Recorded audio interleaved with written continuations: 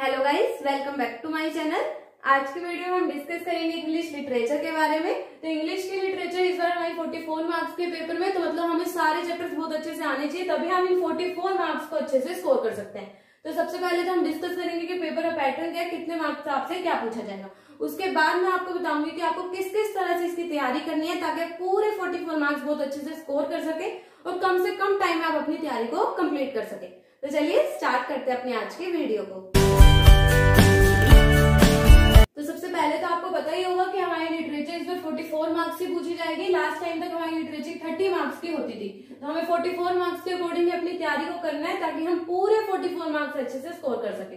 तो पेपर का पैटर्न एक बार अच्छे से डिस्कस कर लेते हैं। हमारे पास क्या पैटर्न है, पार्ट ए और पार्ट बी। सिर्फ हमारे पास 2 पार्ट्स होंगे पेपर में। फर्स्ट पार्ट में आपके दोनों पार्ट्स आपके 40 मार्क्स के हैं। फर्स्ट पार्ट में बस रीडिंग से वैसे ही पैटर्न बहुत से बच्चों को पता होगा, लेकिन फिर भी जो पॉइंट्स हमें आगे डिस्कस करने हैं उसके लिए आपको एक बार पैटर्न को पता होना चाहिए। तो इसलिए जिन बच्चों को पैटर्न नहीं पता तो एक बार पैटर्न भी देख लो। तो पार्ट ए में क्या हमारे पास रीडिंग है 20 मार्क्स की, लिटरेचर आपको पूछी जा रही है 20 मार्क्स की। ऐसे पार्ट बी में भी आपके पास राइटिंग 16 मार्क्स की है और लिटरेचर 24 मार्क्स की है। तो मतलब सबसे ज्यादा मार्क्स का हमारे पास क्या है, लिटरेचर है। तो लिटरेचर पे इसमें बहुत ज्यादा अच्छे से हमें करना है। तो कैसे करेंगे हम, लिटरेचर जो हमारे पास पार्ट ए में है, ध्यान से देखना अपने सैंपल पेपर को। अगर कहोगे तो उसका लिंक मैं आपको डिस्क्रिप्शन बॉक्स में भी दे दूंगी, नहीं तो आप सीबीएसई की वेबसाइट से भी देख सकते हैं। तो लिटरेचर में आपके पास देखो, पार्ट ए में जो आपकी लिटरेचर है उसमें आपको सिर्फ एमसीक्यूज पूछे गए हैं। और वो भी एमसीक्यूज कैसे पूछे गए हैं, 20 मार्क्स की आपकी लिटरेचर है तो आपको 3 क्वेश्चन आपके लिटरेचर के होंगे। कैसे करने हैं वो आपको, जो आपके जैसे रीडिंग के 2 क्वेश्चन आपके, एक फर्स्ट क्वेश्चन एक सेकंड क्वेश्चन, दोनों 10-10 मार्क्स के आपके क्वेश्चन है। अगर थोड़ा सा भी पैटर्न के बीच में कंफ्यूज हो तो पेपर जाके चेकआउट जरूर कर लेना एक बार। उसके बाद आपकी 20 मार्क्स की लिटरेचर स्टार्ट होगी। तो उसमें जो आपका थर्ड क्वेश्चन है उसमें आपको क्या करना है, एनी 2 एक्सट्रैक्ट्स आपको दिए हुए हैं, 2 एक्सट्रैक्ट दिए हुए हैं चैप्टर से, उसमें से कोई आपको 3 एक्सट्रैक्ट है, उसमें से कोई आपको 2 एक्सट्रैक्ट अपने करने हैं। ऐसे एनी 1 एक्सट्रैक्ट आपको दिया हुआ है तो आपको कोई भी एक एक्सट्रैक्ट करना है। आपको 2 एक्सट्रैक्ट दिए होंगे, उसमें से कोई एक एक्सट्रैक्ट आपको करना है। ये आपका पोएम से एक्सट्रैक्ट, पोएट्री से मतलब, और ये आपका चैप्टर से है। तो 2 एक्सट्रैक्ट आपको चैप्टर से करने हैं और एक एक्सट्रैक्ट आपको पोएम से करना है। उसके बाद आपको 8 क्वेश्चन दिए हुए, मतलब जो आपको थर्ड क्वेश्चन ये है, फोर्थ क्वेश्चन ये है और फिफ्थ क्वेश्चन आपका ये है। दोनों एक्सट्रैक्ट आपके 4-4 मार्क्स के हैं। तो यहाँ पे कितने मार्क्स हो गए, 8 मार्क्स हो गए, यहाँ पे 4, तो टोटल 12 मार्क्स और 8 मार्क्स के ही आपके एमसीक्यू है। उसमें आपको एक्सट्रैक्ट में दिया हुआ, आपको सभी चैप्टर्स के बीच में से या पोएम्स भी आप देख लो, आपको टोटल जो आपका सिलेबस है उसके बीच में से आपसे एमसीक्यूज पूछे हुए हैं। वैसे जो आपके 2 एक्सट्रैक्ट्स हैं जितने भी हैं ये सभी आपके एमसीक्यू ही है। आपको एक क्वेश्चन दिया हुआ है, नीचे आपको 4 पॉइंट्स हैं, तो आपको टिक कर देना है कि कौन सा पॉइंट आपका आंसर है।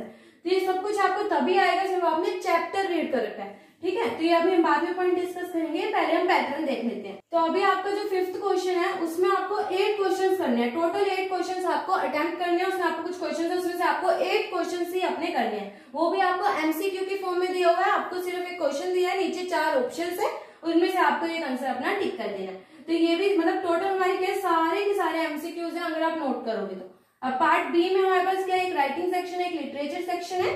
राइटिंग सेक्शन आपके पास कितने मार्क्स है, 16 मार्क्स का आपका राइटिंग सेक्शन है और लिटरेचर सेक्शन आपको कितने मार्क्स है, 24 मार्क्स का लिटरेचर सेक्शन है। तो अब यहाँ पे तो सारे हमारे एमसीक्यूज थे, यहाँ पे हमें क्वेश्चंस करने हैं। लिटरेचर में हमारी 24 मार्क्स की है तो हमें 7 क्वेश्चन अटेम्प्ट करने हैं हमारे 2 मार्क्स वाले और 2 क्वेश्चन अटेम्प्ट करने हैं 5 मार्क्स वाले। तो यहाँ से हो गए हमारे पास 10 मार्क्स और यहाँ पे हमारे पास कितने मार्क्स हो गए, 14। तो टोटल हमारे पास 24 मार्क्स का हमें अटेम्प्ट करना है, ठीक है। यहाँ पे आपको एक क्वेश्चन 5 मार्क्स है, एक क्वेश्चन फ्लेमिंगो बुक से करना है और एक क्वेश्चन विस्तार बुक से करना है। ऑप्शन आएगा आपके पास, फ्लेमिंगो में से 2 क्वेश्चन होंगे, विस्तार में से 2 होंगे, एक एक आपको उनमें से अटेम्प्ट कर लेना है। ऐसे ये 7 क्वेश्चन आपको 2 मार्क्स के अटेम्प्ट करने हैं। पेपर का पैटर्न समझ आ गया एक बार, बस मैंने थोड़ा ऊपर से ही आपको पैटर्न बताया, बहुत अच्छे से नहीं बताया। तो अभी आपको इतना समझ आया कि आपको पेपर में एमसीक्यूज है। एमसीक्यूज किस फॉर्म में, एक्सट्रैक्ट जो आपको दिया हुआ है, नीचे आपके एमसीक्यूज है और इसमें आपको एक्सट्रैक्ट नहीं दिया हुआ है, सिर्फ आपको क्वेश्चन है, नीचे 4 आपके एमसीक्यूज है और यहाँ पे क्या आपके क्वेश्चन दिए हुए हैं और उनके आपको आंसर लिखने हैं। अब हम अपने मेन पॉइंट की बात करते हैं, कैसे हमें इन सारी चीजों को कवर करना है, पूरे 44 मार्क्स हम अच्छे से स्कोर करेंगे। तो उसके लिए सबसे पहले आपको क्या करनी है, अपनी समरी करनी है। समरी कैसे करनी है, आपको समरी सिर्फ इतना होना चाहिए कि आपको चैप्टर के बारे में, जो भी चैप्टर आप रीड करने वाले हैं उसके बारे में आपको थोड़ा सा पता हो, तो वही आपकी समरी है। तो समरी आपको ऐसे करनी है, ये नहीं है कि आपको पूरी यूट्यूब की वीडियो देख रहे हैं आप 30-30 मिनट्स की, जिसने आपको एक्सप्लेन कर रखा है किसी ने, या फिर मतलब आप देख सकते हैं वो, मैं ये नहीं कह रही नहीं देखो, लेकिन अगर आपको जल्दी से जल्दी अपने सिलेबस को कवर भी करना स्कोर करने हैं, तो उसके लिए अगर आप ऐसे चलते करते हुए चलोगे तो आपका सिलेबस बहुत आसानी से खत्म हो जाएगा। तो आपको क्या करना है, यूट्यूब से या फिर अपने टीचर से सिर्फ 5 मिनट से 10 मिनट से एक तरह से चैप्टर का सिर्फ ओवरव्यू जान लेना है कि इस चैप्टर में हुआ क्या है, क्या वो बताना चाहते हैं। तो ठीक है, तो आपको अपने चैप्टर की समरी देख लेनी है। उसके सेकंड पॉइंट है जो कि बहुत ज्यादा इंपॉर्टेंट, मैंने स्टार भी लगाया है यहाँ पे, चैप्टर रीडिंग। ये पहले बच्चे क्या करते थे, सिर्फ समरी करके जाते थे, और फिर भी क्योंकि पहले हमारे जनरली सिर्फ क्वेश्चंस होते थे और एक दो एक्सट्रैक्ट होते थे तो हम आसानी से कर लेते थे। लेकिन इस बार अपने क्वेश्चंस को भी देखोगे अगर आप, या फिर एक्सट्रैक्ट को भी देखोगे आप, जो आपको क्वेश्चंस दिए हुए हैं ना नीचे, उसमें आपको अपने चैप्टर से या फिर पोएट्री से आपको कोई लाइन है, आपको उसका मतलब पूछा हुआ है, या फिर आपको कहा गया कि ये लाइन क्यों बोली गई थी ये बताओ, कब बोली गई थी ये बताओ, मतलब किस बात के बाद ये लाइन इस जने ने ये बोला था। तो आपको ये सारी चीजें तभी पता चलेंगी जब आप चैप्टर रीडिंग करोगे। अगर आप YouTube की वीडियो देख लेते हो कोई भी, या फिर कहीं से भी आप सुन लेते हो, आपने पूरा चैप्टर किसी और ने आपको बताया तो आपने सुन लिया है, तो आप फुल मार्क्स स्कोर नहीं कर पाओगे, क्योंकि आपको चैप्टर के बीच में से लाइंस दी हुई हैं, जो आपके पैराग्राफ्स हैं, 2 एक्सट्रैक्ट्स हैं, वो भी आपको चैप्टर के बीच में से हैं। ये तो पोएम का, ये चैप्टर का, तो जो आपके चैप्टर के बीच में है वो आपको तभी समझ आएंगे जब आपने चैप्टर की रीडिंग की होगी। अगर आपने चैप्टर की रीडिंग खुद नहीं की है तो आपको पेपर के टाइम पे पता चल जाएगा कि आपको क्या दिक्कत आएगी, या फिर आप अपने सैंपल पेपर को सॉल्व करोगे तो भी आपको पता चल जाएगा कि आपको क्या दिक्कत है अगर आपने चैप्टर रीडिंग नहीं की है, खुद से नहीं किया है। तो एक बार अपनी चैप्टर रीडिंग खुद से जरूर करनी है, क्योंकि जब हम खुद चैप्टर रीड करेंगे तो आपको जो एक एक लाइन आप रीड करोगे वो आपके दिमाग में स्टोर होती रहेगी। तो जब अगर आपके बोर्ड एग्जाम के टाइम पे वो क्वेश्चन आएगा तो आप बहुत अच्छे से उसे लिख पाओगे, क्योंकि आपको पता है कि ये पैराग्राफ कहाँ था, इससे पहले क्या था। जब हम खुद पढ़ते हैं ना तो हमें बहुत ज्यादा अच्छे से याद रहता है। अब अगर आप कोई ऐसे बच्चे हैं जिसको चैप्टर रीडिंग में इतना इंटरेस्ट नहीं है, मतलब उनकी इंग्लिश बहुत ज्यादा अच्छी नहीं है, तो उसके लिए एक बहुत ज्यादा अच्छी टिप मैं आपको बताऊंगी। अगर आपकी चैप्टर रीडिंग, मतलब अगर आप इंग्लिश रीड बहुत अच्छे से नहीं कर पाते हैं, बहुत ज्यादा मतलब चैप्टर अगर आप रीड कर रहे हैं, डिफिकल्ट वर्ड्स आ रहे हैं, वो आप रीड नहीं कर पाते या फिर उनका मतलब नहीं समझ आता, या इतनी ज्यादा इंग्लिश अच्छे से नहीं कर सकते, इतनी सी बात है कि इंग्लिश इतनी ज्यादा अच्छे से नहीं कर सकते, तो उसके लिए आपको क्या करना है, उसके लिए आपको एक ऐसी बुक्स लेनी है जिसमें आपको इंग्लिश दी होती है, साथ साथ मतलब जो आपको चैप्टर साथ साथ उसकी हिंदी दी होती है। तो आप क्या करोगे, एक्सट्रैक्ट रीड करोगे, साथ साथ उसकी हिंदी रीड करोगे। तो जैसे ही हिंदी रीड करोगे पूरे एक्सट्रैक्ट का मतलब समझ में आ जाएगा, और उस एक्सट्रैक्ट में जो भी इंपॉर्टेंट पॉइंट होगा, क्योंकि जो आप अपने एक्सट्रैक्ट देखोगे उसमें ज्यादातर आपको कैसे क्वेश्चंस पूछे हुए हैं कि इस पॉइंट का क्या मतलब है, इस लाइन का क्या मतलब बताना चाहता है राइटर। तो ये सारी चीजें आपको तभी पता चलेंगी जब आप चैप्टर रीडिंग करोगे। चाहे आपको इंग्लिश का मतलब समझ आता है, उसमें क्या चैप्टर में लिखा है उसका मतलब समझ आता है, चाहे नहीं आता है, चैप्टर रीडिंग खुद जरूर करनी है एक बार। चाहे आप यूट्यूब की वीडियो जितनी मर्जी देर की देखो, चाहे समरी को जितना मर्जी टाइम लगाओ, लेकिन चैप्टर रीडिंग को बहुत अच्छे से टाइम देना है। आपके फ्लेमिंगो के कितने चैप्टर है सिलेबस में, 5 चैप्टर्स, 5 पोएट्री। इस बार तो बहुत कम सिलेबस हो गया, जब आपका 30% सिलेबस डिलीट हुआ था। विस्तार में भी आपके 5 चैप्टर्स ही हैं, तो टोटल आपको 15 ये करने हैं, 5 चैप्टर्स और 5 पोएट्री, ये करना है आपको सिर्फ। तो आपको चैप्टर रीडिंग को जरूर टाइम देना है। अगर आप एक चैप्टर की रीडिंग को 1 घंटा, ज्यादा से ज्यादा तो आधा घंटा ही लगता है एक चैप्टर रीड करने में। विस्तार का चैप्टर थोड़ा सा बड़ा होता है तो उसमें थोड़ा सा टाइम लग जाता है एक्स्ट्रा, लेकिन फ्लेमिंगो के चैप्टर को रीड करने में आधा घंटा ही लगेगा। और एक बार एक चैप्टर को रीड करके देखो, मेरे कहने पे अगर चैप्टर को रीड कर लिया तो उसके क्वेश्चन आंसर करने में अलग ही कॉन्फिडेंस आता है, और अगर आपने किसी और से सुना हुआ है या समझा हुआ चैप्टर, फिर उसको क्वेश्चन आंसर करने में अलग फर्क होता है। तो अब आपको चैप्टर रीडिंग की इंपॉर्टेंस समझ में आई होगी कि चैप्टर रीडिंग क्यों करनी है। एक तो जो भी लाइंस आपको क्वेश्चन के बीच में दी होंगी, उन लाइंस का आपको मतलब समझ आ जाएगा एकदम से कि इस लाइन से क्या पूछना चाहता है। हाँ, मैंने चैप्टर रीड किया तो मुझे पता क्या पूछना चाहता था और क्या वो बताना चाहता था। तो जब तक आपने एक एक लाइन चैप्टर की रीड नहीं की है, क्योंकि क्वेश्चन आपका किसी भी लाइन से पूछ लिया जा सकता है, क्योंकि आपका ये एमसीक्यूज भी है ना, तो आपको कोई भी एक लाइन देके उसके 4 एमसीक्यू दिए होते हैं, मतलब 4 ऑप्शन दिए होते हैं। तो आपको हर एक लाइन के हर एक चैप्टर का मतलब पता होना चाहिए, और जो उसके अंदर कीवर्ड्स हैं उनका मतलब बहुत अच्छे से पता होना चाहिए। ठीक है, कीवर्ड्स आपको बुक के मतलब चैप्टर के एंड में भी दिए होते हैं, तो वहां से हर कीवर्ड का मतलब देखना। जो इंपॉर्टेंट पॉइंट्स हैं, इंपॉर्टेंट वर्ड्स हैं, उनका मतलब जरूर पता होना चाहिए, क्योंकि क्वेश्चन पेपर में हमसे जनरली उन्हीं पॉइंट्स का मतलब, उन्हीं कीवर्ड्स का मतलब पूछा जाता है। तो इसलिए हमें कीवर्ड्स का मतलब जरूर देख लेना, सारे कीवर्ड जो इंपॉर्टेंट कीवर्ड्स हैं उस चैप्टर के।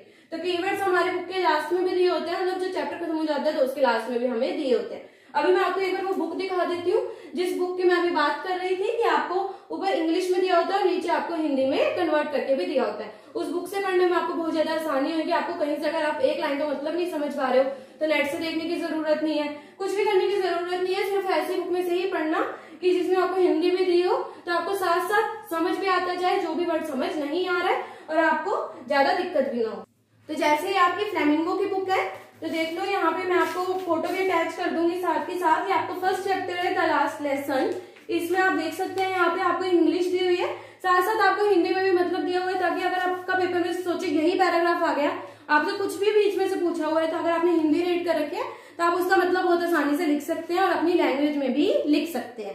तो अभी बुक का समझ आ गया अच्छे से, बुक को मैं रख देती हूँ। आगे थर्ड पॉइंट की हम बात करते हैं। हमारी चैप्टर रीडिंग कंप्लीट हो गई, अब क्वेश्चन आंसर कैसे करने हैं। अगर आप चैप्टर रीडिंग कर लेते हो ना, आपका एक और फायदा है, आप जब क्वेश्चन को अटेम्प्ट करोगे, इन क्वेश्चंस को अटेम्प्ट करोगे तो आपको लाइंस अपने दिमाग में बार बार याद आएंगी आंसर लिखते हुए, जो आपने चैप्टर में रीड की थी। तो आपको और भी ज्यादा कंटेंट होगा लिखने को। ये नहीं है कि 2 मार्क्स का क्वेश्चन है, इतना लिख दिया है, अब लाइन ही नहीं मिल रही और क्या लिखूं मैं इसमें, मुझे तो इतना ही पता था, मैंने समरी पढ़ी थी, समरी में इतना ही बताया था।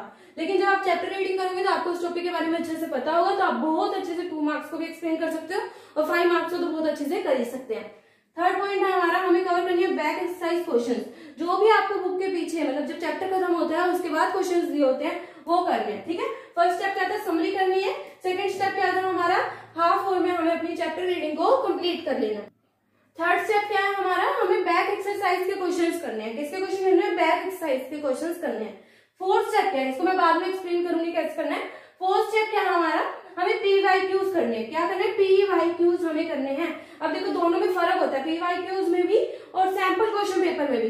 कई बच्चे सोचते हैं PYQs करें या फिर प्रीवियस ईयर क्वेश्चन पेपर्स करें या फिर सैंपल पेपर करें। तो इसके लिए मैं आपको बताऊंगी, प्रीवियस ईयर क्वेश्चन पेपर को सिर्फ इतना लेके चलो कि वो आपके क्या है, इंपॉर्टेंट क्वेश्चन है सारे, जो उसके अंदर एक्सट्रैक्ट दिए हुए हैं पोएम के, चैप्टर के, वो सारे आपके इंपॉर्टेंट हैं बहुत। PYQs का मतलब ही आपको सिर्फ इंपॉर्टेंट लेना है, कहीं से आपको इंपॉर्टेंट क्वेश्चन नहीं देने हैं कि इस चैप्टर के इंपॉर्टेंट क्वेश्चन क्या है, इस चैप्टर के इंपॉर्टेंट क्वेश्चन क्या है। जो आपको प्रीवियस ईयर क्वेश्चन पेपर में क्वेश्चन दिया हुआ है वो इंपॉर्टेंट क्वेश्चन है, तो उसी क्वेश्चन का आपको करना है, कोई और इंपॉर्टेंट क्वेश्चन करने की जरूरत नहीं है। अगर आपके अभी प्री बोर्ड है, आप उसके लिए इंग्लिश प्रिपेयर करें, या फिर प्री बोर्ड हो गया कोई बात नहीं, अगर प्री बोर्ड है और आपकी इंग्लिश की तैयारी नहीं है तो आपको क्या करना है, चैप्टर की रीडिंग अगर नहीं लगा सकते तो अच्छे से समरी देख लो एक बार, और उसके बाद अपने प्रीवियस ईयर क्वेश्चंस पढ़ लो हर एक चैप्टर के। क्या करें, प्रीवियस ईयर क्वेश्चंस करने हैं हर चैप्टर के, क्योंकि वही क्वेश्चंस इंपॉर्टेंट हैं और वही क्वेश्चंस बार बार आपके एग्जाम में रिपीट होते हैं। अगर आप प्रीवियस ईयर क्वेश्चन पेपर करोगे ना, तो आपको अपना अलग ही कॉन्फिडेंस आ जाएगा कि हाँ मैं बोर्ड के लेवल का कर सकता हूँ। अगर आप सैंपल क्वेश्चन पेपर करते हैं, मतलब जो सैंपल क्वेश्चन पेपर मार्केट में मिलते हैं, सैंपल क्वेश्चन पेपर अगर आप कर लेते हो तो सैंपल क्वेश्चन पेपर में एक बार आपको न्यू पैटर्न का आइडिया हो जाता है, ठीक है ना। प्रीवियस ईयर क्वेश्चन पेपर तो आपके पुराने पैटर्न के अकॉर्डिंग होंगे, लेकिन सैंपल क्वेश्चन पेपर जो होंगे वो आपके लेटेस्ट पैटर्न के अकॉर्डिंग होते हैं। तो लेटेस्ट पैटर्न के अकॉर्डिंग अगर आपको करना है तो आप सैंपल क्वेश्चन पेपर भी एक बार जरूर करना। अगर सैंपल पेपर करने का टाइम नहीं है कोई बात नहीं, कोई दिक्कत नहीं है, प्रीवियस ईयर क्वेश्चन पेपर करो, 5 ईयर्स का आप कर सकते हैं, ठीक है। प्रीवियस ईयर क्वेश्चन पेपर आपने कर लो, इससे आपके इंपॉर्टेंट क्वेश्चंस कवर हो गए, इंपॉर्टेंट एक्सट्रैक्ट्स भी कवर हो गए, एक्सट्रैक्ट पता चल गए, क्वेश्चन पता चल गए। जो आपके बीच में से कुछ और अगर अलग पेपर भी तो आएगा, थोड़ा सा चेंज भी तो होगा पेपर, तो आपको चैप्टर रीडिंग से आपका कवर हो जाएगा।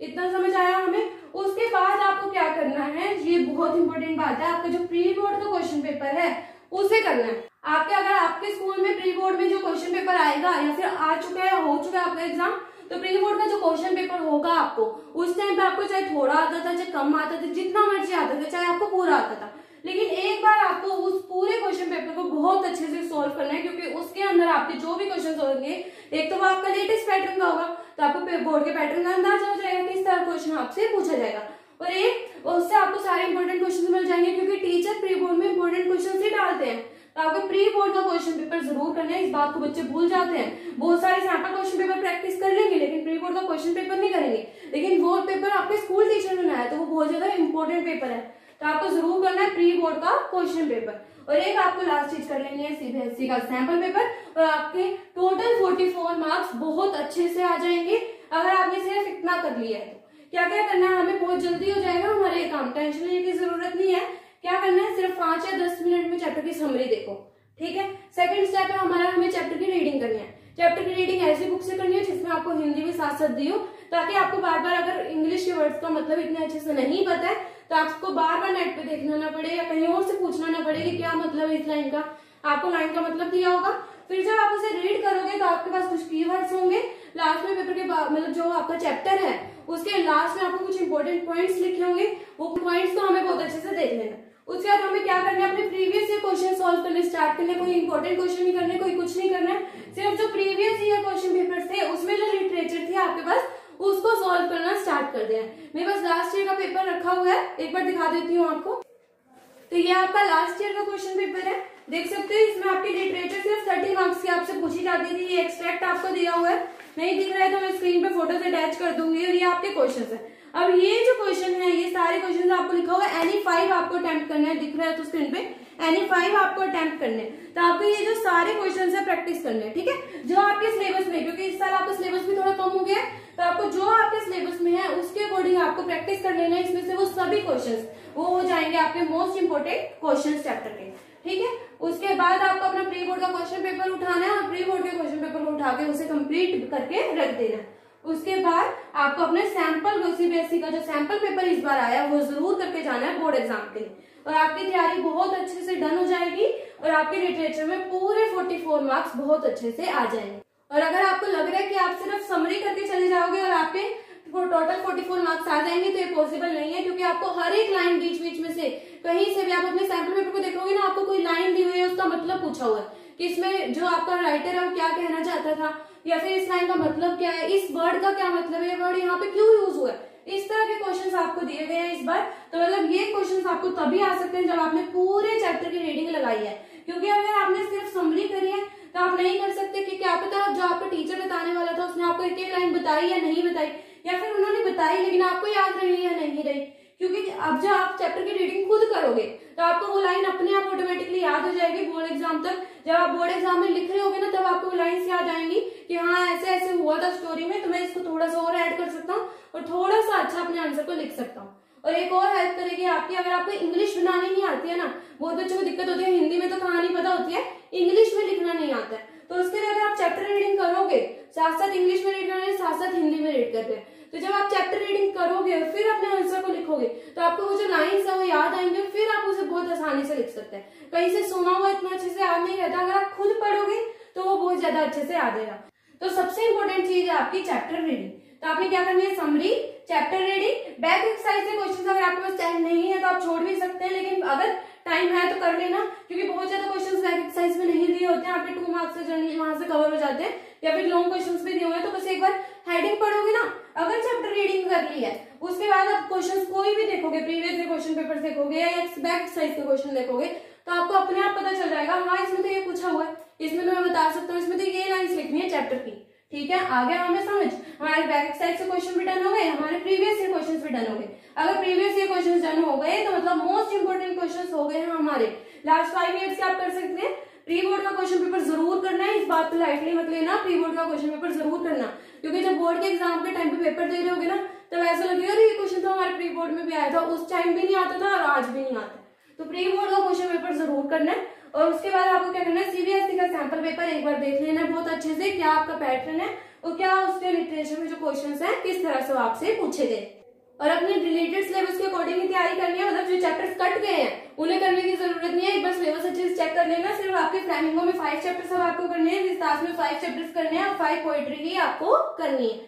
और पोएट्री के लिए याद रखना, पोएट्री की एक एक लाइन का मतलब वो नहीं होता है जो लाइन मतलब आपने देखा और आपको पता है कि इसका मतलब ये है। कई बार राइटर हमें कुछ और समझाना चाह रहा होता है, तो हमें उस लाइन को समझना है, उसका मतलब हमें वही देखना है, क्योंकि हमें बहुत बार पोएट्री पूछा होता है कि इस वर्ड को यहाँ पे क्यों यूज किया गया है, क्या राइटर यहाँ से कहना चाहते हैं, तो आपको उसके अकॉर्डिंग अपने आंसर को लिखना है। तो मैं होप करती हूँ कि अब आपको लिटरेचर में कोई दिक्कत नहीं होगी। मैंने आपको सारे स्टेप्स बता दिए क्या क्या करना है आपको एक चैप्टर के लिए। समरी देखो, चैप्टर की रीडिंग ले लो, उसमें प्रीवियस ईयर क्वेश्चंस कर लो और आप डन हो जाएगा आपके 44 मार्क्स। तो मैं होप करती हूँ आपके लिए वीडियो हेल्पफुल रही होगी। तो प्लीज इस वीडियो को एक लाइक करें और मेरे चैनल को जरूर सब्सक्राइब करें और साथ में बेल आइकन को भी क्लिक करें ताकि मेरे आने वाली सभी वीडियो की नोटिफिकेशन आपको मिल जाए। और आप मुझे इंस्टाग्राम पे फॉलो कर सकते हैं लेटेस्ट अपडेट्स के लिए। Thank you.